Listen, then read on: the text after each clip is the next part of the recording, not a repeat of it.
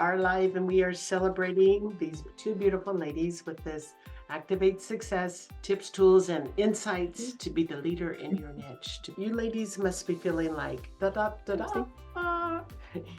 The day is here, and here we are. What an accomplishment! Thank you so much, Becky, first of all, for being with us through this publishing process. And, it's just been such a great experience to get to a goal. I started this book 5 years ago and it was on the shelf, and I just prayed for somebody who had the same values as me. I met Sandra, and it was just, peanut butter and jelly. We just fit together so nicely, so well. I just am feeling elation today that we accomplished this goal together. Well, it's a great big accomplishment. How about for you, Sandra? How are you feeling now that we've come this far and it's been quite a journey? Bringing the positive energy is always the neat part about this whole journey is one person has the concept, another person has a similar concept, and it's the amalgamation, it's the conjoining of like-minded, value-oriented individuals, and Sujata and I have done just that. And I think it's very powerful, taking our experiences, our lived experiences, our personal background, and our research, and all the things that we do in our day-to-day activities and coming together. And so it's just so awesome, and it really speaks to the truth that if anyone has a dream, has a goal, with the right consistent action, guess what? You can accomplish it. It can happen. And that's why I'm so happy today. That is awesome. And the beautiful part about it is that you two ladies are from such incredibly different backgrounds, all of the different pieces that come into this, and yet you were able to accomplish something magnificent. All of our work requires us to have different opportunities to use different leadership styles, and having that self-awareness to really go from within to without, to know what is my place in this leadership. That's exactly what we've done in this book. We've given several chapters of several different leadership styles. The really the neat part is there's so many different circumstances and opportunities to use different leadership styles. Because for you who are listening, you might go, oh, what one would I use? When would I use it? Or I've only used one thing. I don't know. So that's kind of where I think this really helps us to kind of shift and talk about those different elements of the book and why it would be relevant to those who are listening now or later. You know what, maybe Sujata, I'm just going to maybe set a little bit of the context of how these are all interlaced. One of the greatest things that we've been able to do is create a pathway, a real simplified template to take you from where you are today, now in your current state, and help shift you to your future state. Where do you want to go? What do you want to achieve? The first thing that we've developed is our Ives Horton model, our leadership model. And in all things, you have to just take a moment, and it starts with us, individuals. And it starts with self-discovery. And that's our first pillar. The second pillar is, okay, this is great. I've made a choice. I want to go inside. I really want to know, who am I? Where am I going?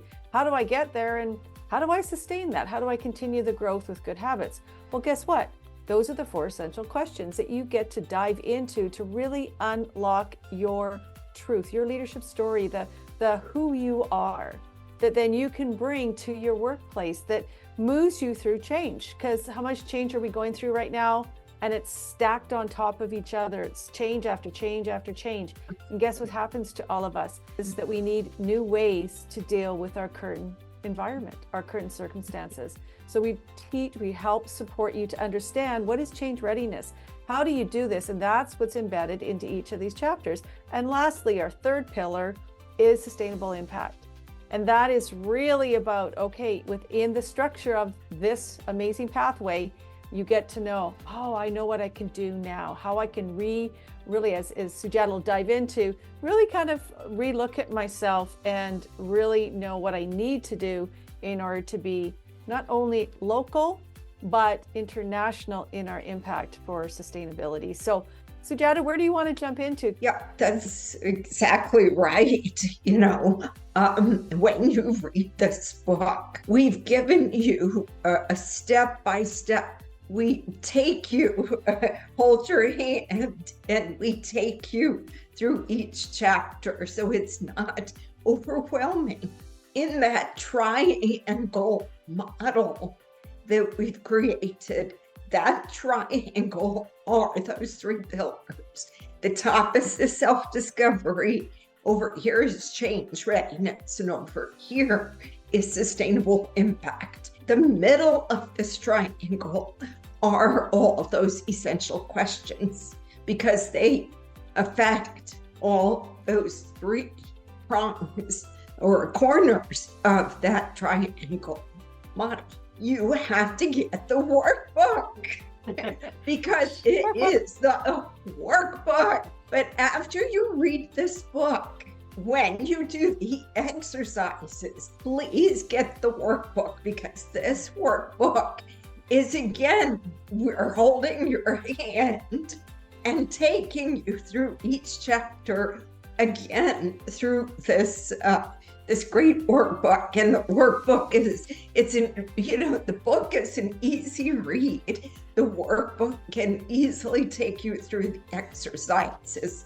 How many times are you going to go in search of self-help?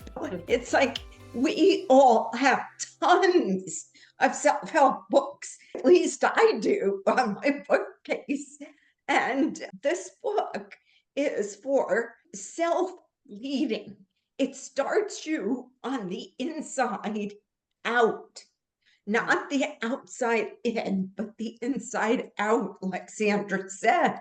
It's self-discovery, self-leading. And then how can you lead, whether it's workplace or friends? Mm-hmm. So there's something in there for everybody, like you said. The conscious leadership style, the pace setter style, the global, the sustainable. There's something that we felt that could help people in this decade. There are so many aspects of this, and what is really amazing is the way you were able to take the activators for each of those chapters, mm-hmm. and kind of blend them into reflection. And really, it isn't about a blame game. It's about going so much deeper and really looking at from the inside out, like you said. Mm-hmm. Yeah, I agree, and it's really wonderful. And even these words, they're just so powerful. I just wanted to turn to that page. So I just have a moment when you say these words, like to grow and flourish, facts and research, clarity and mindset, power and awareness, inspiration and performance, motivation and results. And it goes on to so many beautiful things, measurement and improvement. Those are powerful words. But what they allow you to do is find ways that you can unlock their application in your everyday life and your work world. And I think that is the actionable steps that people need or invited to step into. Because most people will go, oh, I don't know. They push it off, they blame, they do all these things. And it's like, wait a second. Here's some new ways to do it based on, as we always say, our work science. It's empirically based. And I think that is also a key aspect of this book. It's grounded in the depth of all of this research and our lived experiences. So Sujata, do you want to jump into that? Because I know that is your sweet spot. That's right. It's that's how we do the scientific method. We always question everything, right? And if you can't question something, then it's probably not the scientific method, because you have to question it, you have to collect the data, you have to prove, disprove, and most importantly, is the study replicable? Can it be done someplace else with different populations? So, we have to follow those steps. And the way that we've taken our experiences is that we've attached it to either a theory, a model, or theorist. So one of our premier theories that this book is based on is Maslow's hierarchy of needs.